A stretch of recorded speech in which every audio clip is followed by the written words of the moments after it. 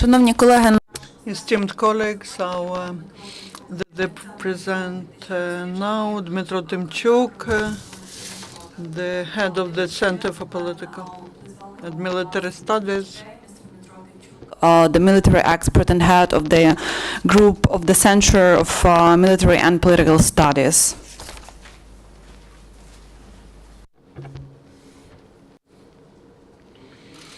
Good afternoon. So, unfortunately, we cannot give too much information about ATO. There's now reformatting taking place. I can just mention in general that as we see in Donetsk region, the level of activity of terrorists is going down and the center is moving to Lugansk, and the ATO forces are conducting certain measures which are not disclosed now. I hope that in the nearest future we will see continuation of the active actions on neutralization and elimination of groups of terrorists. Now, organizational issues are in the center of attention. Getting the status of the participant of warfare.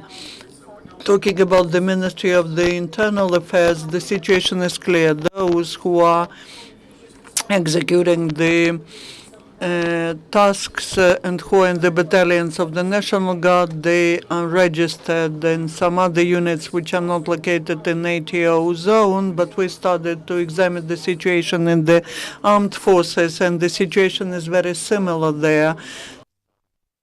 Units which go to the ATO zone, they continue to be registered outside of the zone of ATO, and the question is how will they get the status of the participant of warfare. But now we know some people say that let's finish the war and then everything will be settled, but these are to be the questions asked to the general headquarters, to the armed forces, because in the end of the operation it will be very difficult for soldiers to prove that they were there, they were fighting, and we need to hear now the position of the military, of the armed forces leadership about how this issue should be resolved. Also, there is the operation on blocking the border is not as successful as it was declared.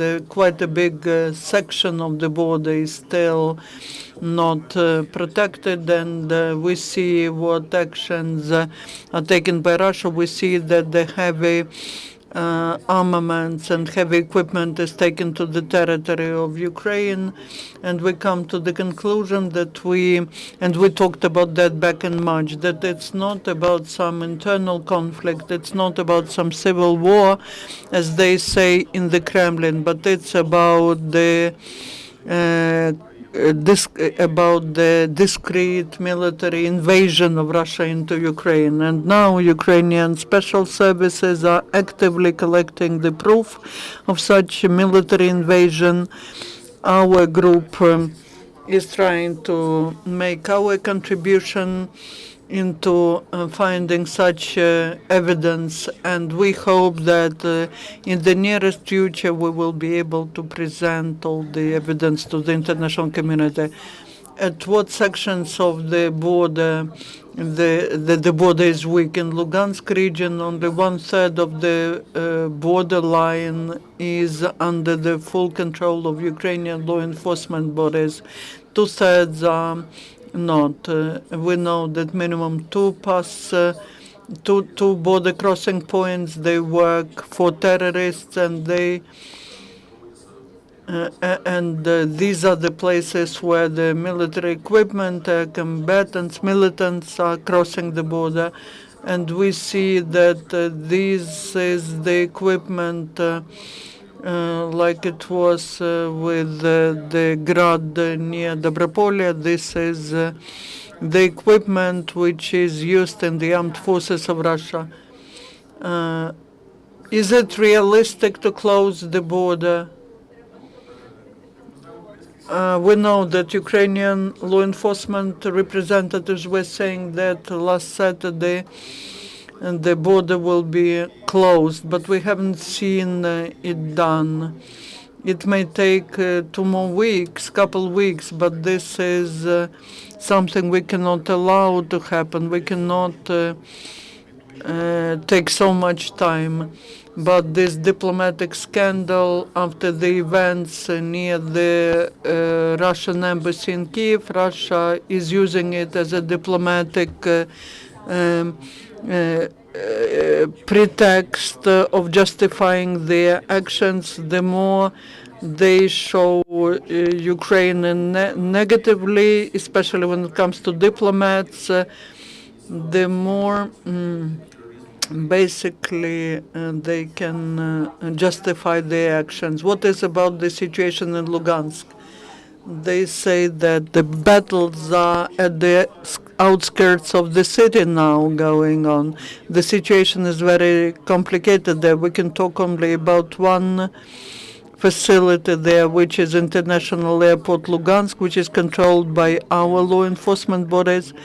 This night,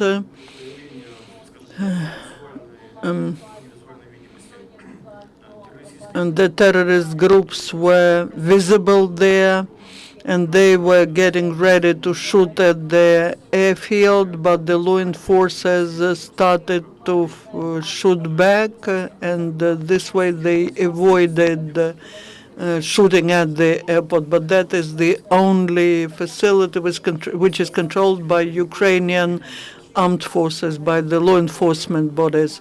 But there are groups of terrorists going there, and they are prepared, and they are getting ready to turn Lugansk into the battlefield. And I'm afraid it will not be compared to Slavyansk. Talking about the scale, we can just imagine how many peaceful citizens will become hostages. And also the main barrier will be houses, because the terrorists will be using houses to shoot from them, and then peaceful people. There are plenty of peaceful citizens there. Colleagues, do you have any questions? You mentioned the hostages. Are there negotiations going on exchange of hostages? And we're interested in Vasyuchenko, Butik, and 2 guys from Brigade 25. What about them? They were to be exchanged. What's the situation with that? Because now the mothers and wives of these people are writing some letter to the president. We do not know about what's happening with the negotiations. This is the information which is not disclosed, but the terrorists are terrorists. To negotiate with them is means that there will be no guarantees. You cannot believe them, and they are changing their position all the time. They, for example, now they decide that let's use these hostages as a live shield, and they start doing it. It's difficult to negotiate with them because there's no single position, there's no leadership. Cannot hear, sorry. But there are many hostages. Even in the same group, they have like different leaders. In Donetsk People's Republic, so-called, they have 11 groups of influence who to negotiate with. Even when negotiations are conducted, many of them finish successfully. But talking about these hostages, it's impossible to give any guarantees. I can say that our law enforcement representatives are doing everything to have these negotiations successful. Also, there's an information on Lugansk region.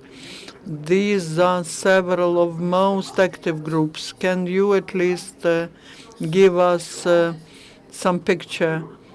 First of all, talking about classification, we have the data, all the data for leaders of these groups of terrorists. They are very different. talking about leaders, there are representatives of criminals, the so-called public figures who used to head some pro-Russian organization. This network of pro-Russian organizations that has been in existence so long, they have been financed all the time via FSB. Usually they were financed via Crimea, and the security service proved that when in 2010 the unit of FSB was Federal Security Bureau, Russian FSB was removed from Ukraine. Yushchenko told that your special services are engaged into anti-Russian subversive activities. You are financing the anti-Ukrainian groups, and some of these groups were legal, and this Russian bloc, and they had so many organizations behind them, and also, but of course we understand that it wasn't just in times of Yanukovych, but in Yushchenko's times, in Kuchma's times, the state was always loyal to people who were conducting subversive activities. There are groups, some people who now become the leaders of these groups, and they, as a rule, are tied up with criminals, and that is people who Moscow is using. And the groups of mercenaries who come to Ukraine, they usually work in cooperation with these groups, and they are under the control of Moscow.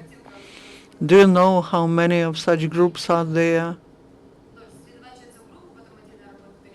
Do they work separately as separate groups, or do they work all together?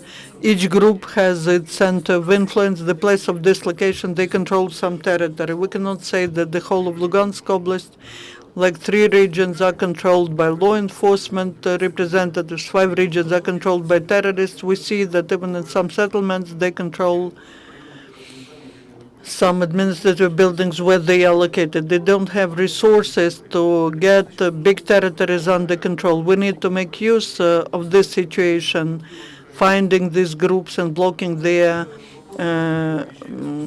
place where they are acting. But the ATO doesn't have unlimited resources.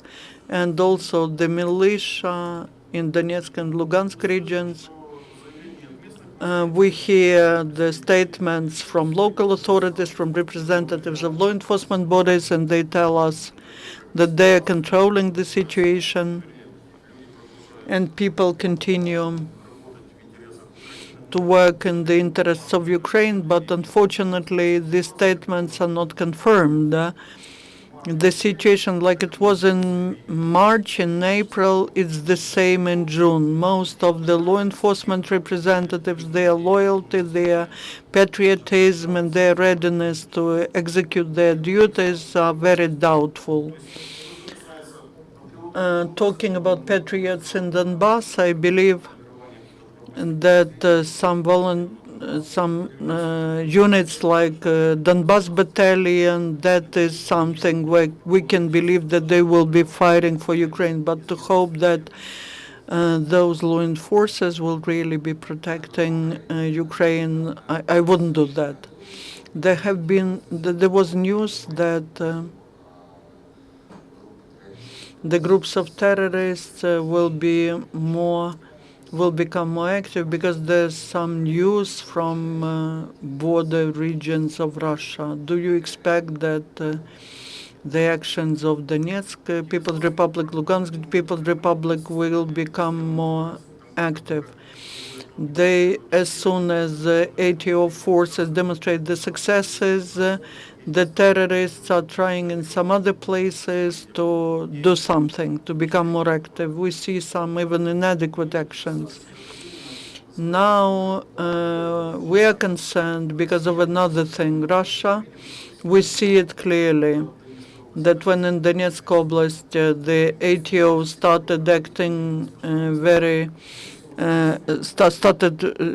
became very active, then The militants, local militants, they are not ready to sacrifice their lives. When we see the active actions of ATO, we see how people just go back home and they stopped being active. But the mercenaries who come from Russia, they are the main engine of terrorists. And I believe the same situation will be in Lugansk region when the ATO will become more active. The local criminals, they will not be acting like heroes. They will just leave the place of the battle. If Russia wants to continue the stabilized situation in Donbass, and it wants to do it, and they are trying to destabilize the situation, then we see different steps, and that is arrival of armored vehicles. The tanks in the city, that's something that partisans do not have. They were used to exercise some psychological influence. They were trying just to show, like these people's republics were trying to show that they have tanks. But now, different vehicles, these are really the systems of armament, and they are of different type. They losses among peaceful population will be difficult to control, and how will it end up? It's difficult to say. Cannot hear the question, sorry.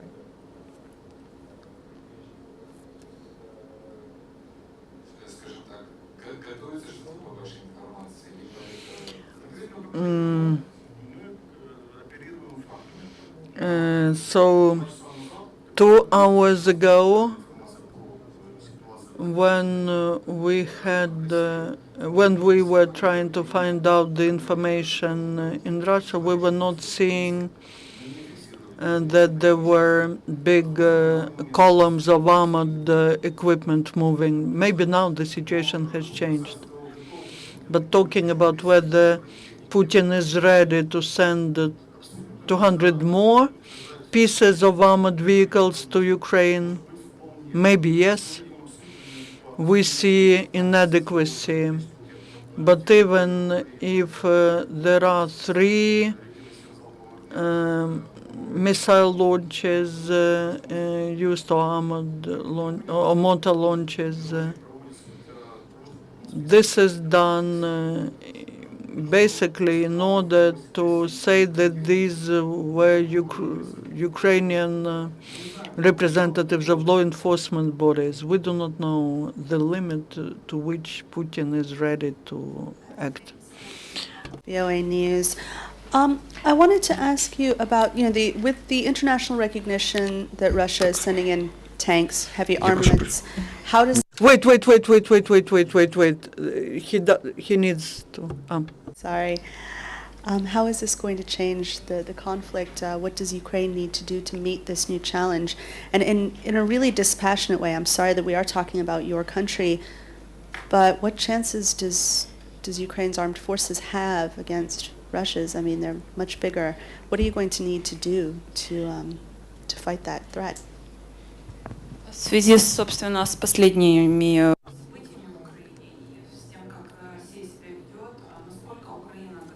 сейчас противостоять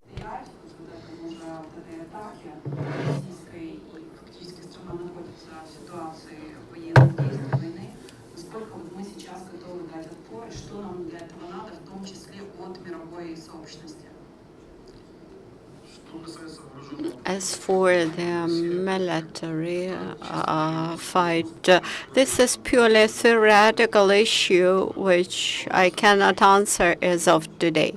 The reason is that the military might of Russia is immeasurable to Ukrainian one.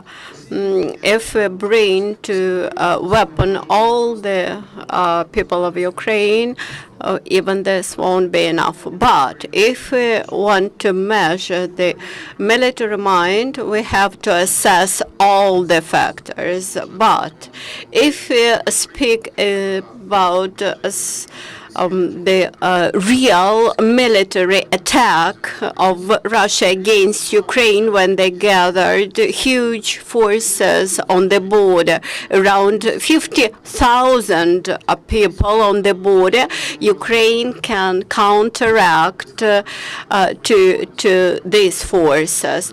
Actually, those troops which we have now in the ATO area, they have got some combat experience as of today. Unfortunately, we cannot now predict, we can only make guesses to what the losses Putin is prepared and what he can allow himself to do, how many casualties he can bear out, and how many coffins with bodies he is ready to accept in Russian territory. In this situation, we put our hopes on the international community, on the diplomatic support, on the sanctions which the EU promised to impose nearly in the nearest future. Unfortunately, we do not see any specific concrete steps on behalf of Europe, but we believe that these steps could stop Putin. But as for the NATO support, can you expect for NATO support? Of course, we cannot separate between NATO and the EU. The biggest support we felt from the United States, and these were United States which pushed NATO and backed up NATO in the promised support. But speaking about the EU, we feel there is actually position is the same as the position of NATO authorities. The United Kingdom follows the same policy as the country, as the EU member, as the NATO member. And at the same time, we see many countries, many European countries who have their energy interests or business interests in Russia, and because of these reasons, they are not ready to support Ukraine.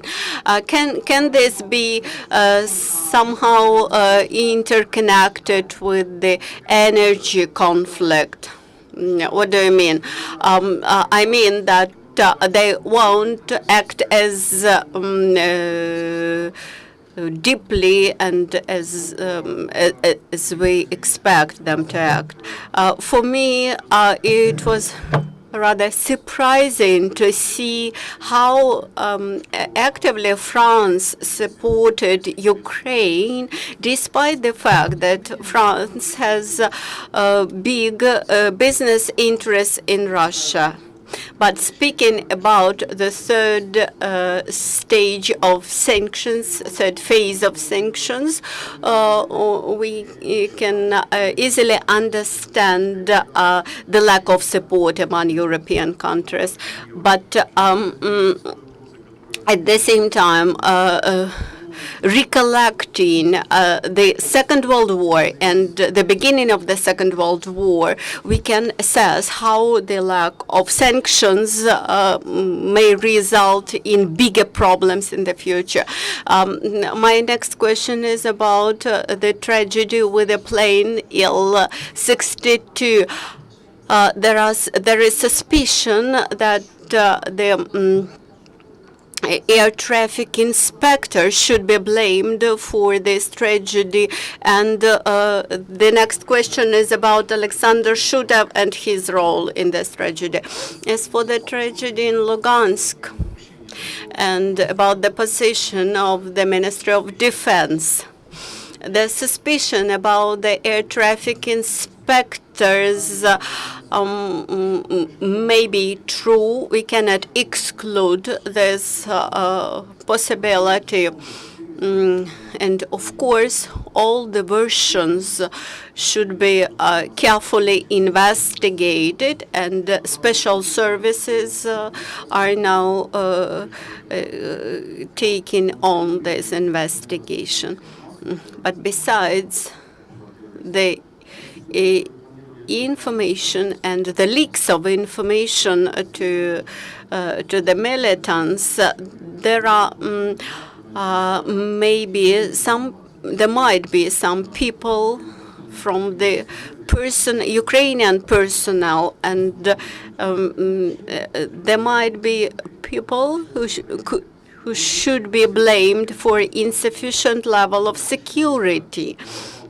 And of course, we should not put this aside, and we should not stop the investigation. Of course, there is military action, and there might be some losses, but we cannot put the situation aside without investigation.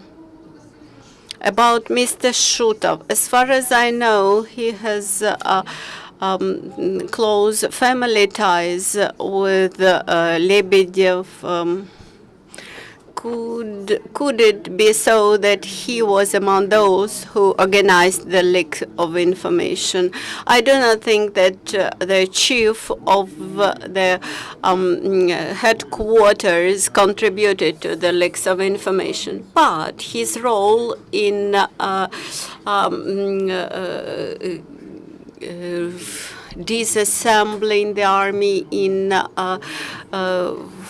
making the army less mighty, his role is rather strong in this process. And back in March this year, we put the question, what was the role of Mr. Sprotyv in the headquarters at that time. But actually, he is not alone who could be blamed in non-action or insufficient action in his position.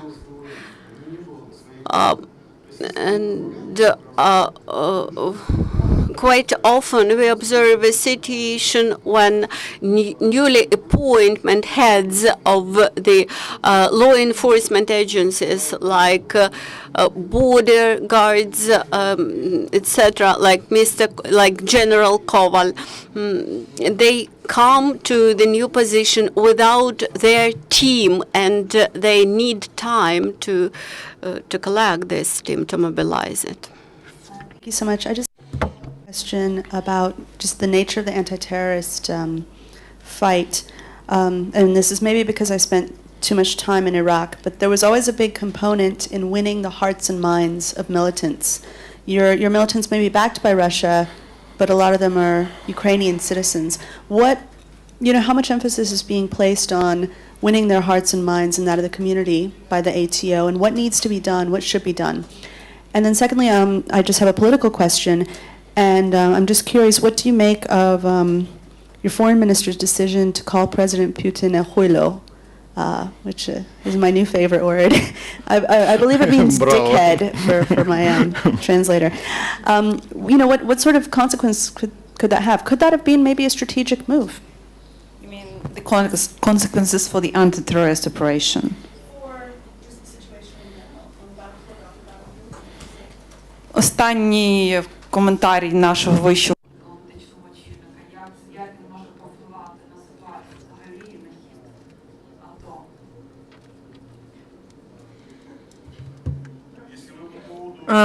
Once you're talking about this song that he was singing, I believe that we have a free country. Every citizen has the right to sing songs unless the citizen is holding some official position. He wasn't singing the...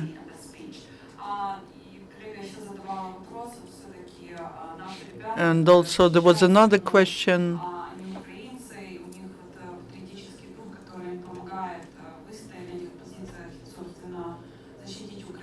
что делается руководством вооруженных сил для того, чтобы вот этот дух поддерживать, поднимать, для того, чтобы вот это эмоциональное состояние их повышать, чтобы у них была больше мотивации моральная защищать. Today in Ukraine, it's not the opposition between the state entities and terrorists or mercenaries. It's more the fighting of patriots and then servicemen, rank and file officers. In this situation, we see quite an interesting process, and theoretically we could have come to the conclusion that many of the structures which are important for armed forces do not play any role. We have, for example, the structures for educational work for Western army. That's nonsense. They never had the deputy on political work, on ideology. But we do have people whose task is to work to support this patriotism and to develop the patriotism. But now we see that we can talk only about some personal characters. If a person is a patriot, he will be defending his fatherland. But if the person did not respect the territorial integrity or national symbols, it would be impossible to make this person a patriot in 2 hours. Our army is too marginalized. We have never had a corporate spirit in the army because the support of the army was so low. The military service has never been considered to be prestigious like in other countries, and that is why we have this sort of natural selection. Very few people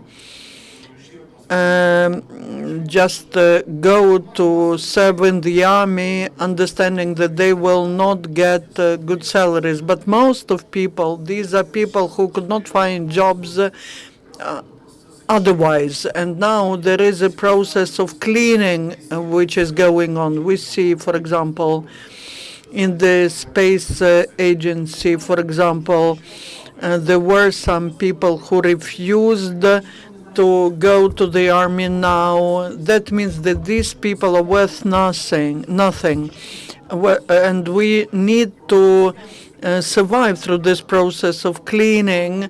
Unfortunately, it's also accompanied by deaths of good guys, but I hope that the army eventually will become the place where real patriots serve, who besides the patriotism will have some material support as well, and that will be the correct thing to happen. Any other questions?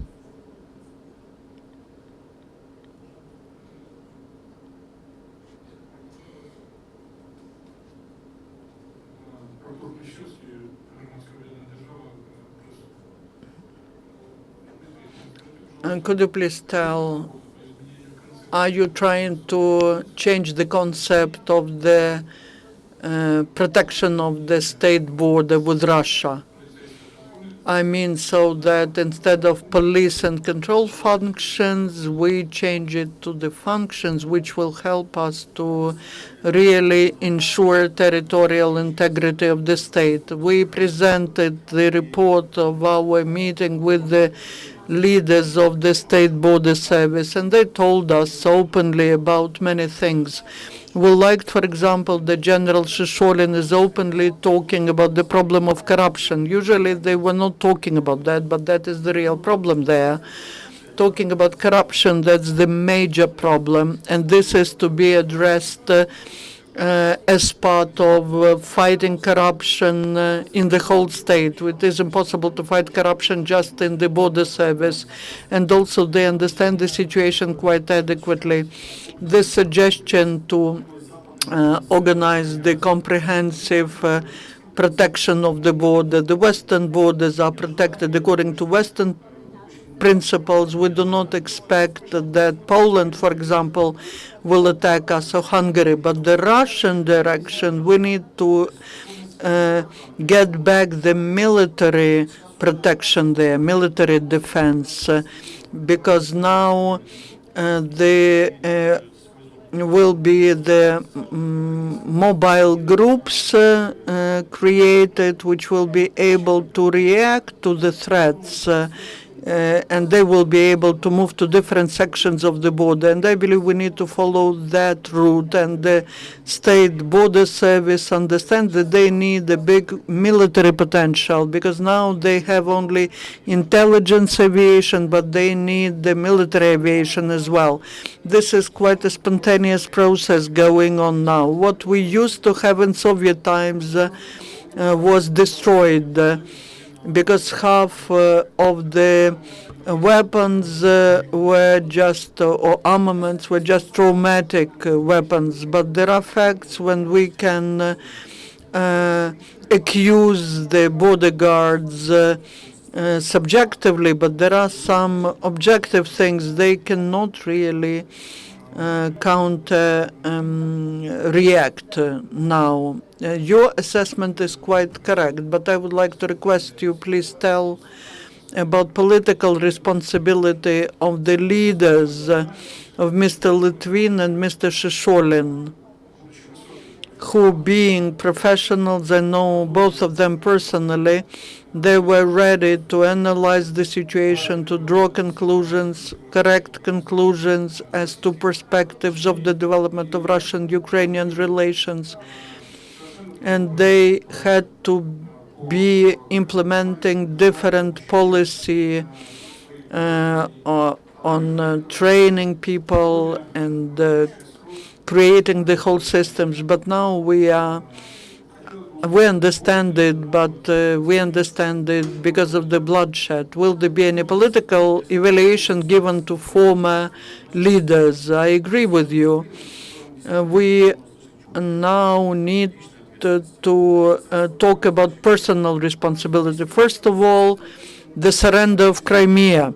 Now we are thinking about Donbass, and I hope that we will preserve the integrity of the country, and we will preserve the control over these territories. But we, I'm afraid, forgot about Crimea. The circumstances when it became possible for Russia to invade our territory. These are the questions to which we have to get answers. But to dismiss the former minister was the right step. But where was he right? Where was he wrong?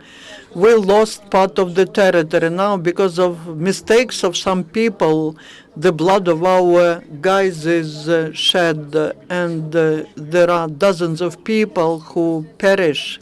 Someone should be responsible for that. I agree with you. The new political leadership, now more than a week passed after inauguration, after Ukraine got legitimate president, but we do not hear any serious statements about that. Let's hope that we will hear some serious statements. Thank you for your good analysis. And the next question. Today, the United Nations gave the special issued special regulations for Ukraine. How Ukraine is ready to accept this regulations, and what is the category of humanitarian disaster? We are not talking about humanitarian disaster. We are just on the threshold of the humanitarian catastrophe or disaster in Donbass. In some of the settlements, the terrorists are doing everything to worsen the situation, like in Slavyansk, when the ATO forces organized the corridor to restore the water supply and energy supply. The plants were occupied by terrorists, and terrorists started shooting from there. And they were doing it so that the representatives of law enforcement bodies start shooting back and destroy these plants. The scenario is clear. And then they would say that the humanitarian disaster was caused by the representatives of the law enforcement bodies. A lot of forces were channeled to organizing these corridors. Also, this was a big problem.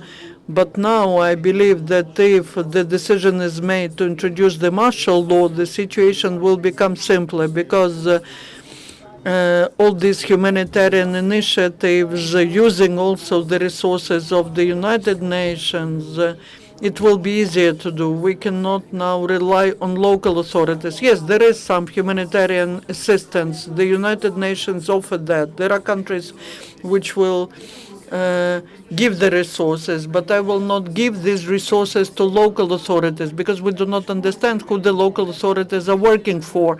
Why are they against the martial law? Because then they will be controlled, and then the military leadership will be deciding whether to limit the powers of the local authorities or not. And they do not like that. They work with terrorists. They cooperate with terrorists now, but they sort of are under the protectorate of Kiev. That's an interesting position, but we cannot give them these resources. If martial law is introduced, then this potential could be implemented.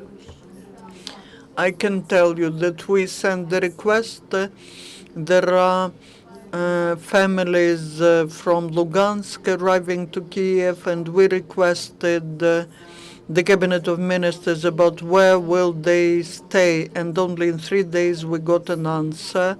And today officially we received the answer that Yampili region will host these people, and we informed via Cabinet of Ministers, we asked to send us official proposal, and Yampilsky region said that's too complicated for them.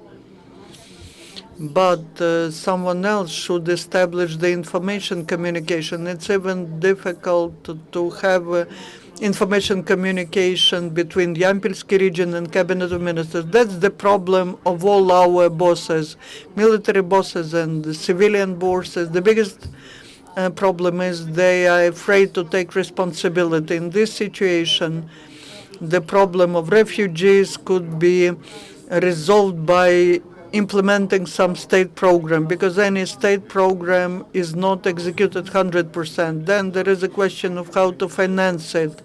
The budget is to be adjusted, and again, this will start working only in several months. So we need to look for some mechanisms which will be implemented right now, but the alternative could be just the volunteers and patriots, because the state is doing nothing now. Any other questions? The last question. News of Donbass. Do you believe that the terrorists have enough forces to keep such big cities as Lugansk and Donetsk? Let's take as an example this. If we in some region, in some rayon of the city, if we put couple of mortar launchers and couple snipers, there will be 10 persons like that, but it will be next to impossible to neutralize them there. When it's about municipality, when they are using peaceful population as a life shield, they can keep big territories under their control, and so it's not easy to answer your question. If it's in the field outside, when there is one division and another division is opposing, then it's easier. But in this situation, it's like a partisan war, like guerrilla war. In Mariupol, they eliminated 30 criminals. Can you do the same in other cities? In Mariupol, yeah, but look at the map. Look at the size of Mariupol, and less than 40 people were controlling Mariupol there. Thank you for your information. Thank you all, and this is it for today.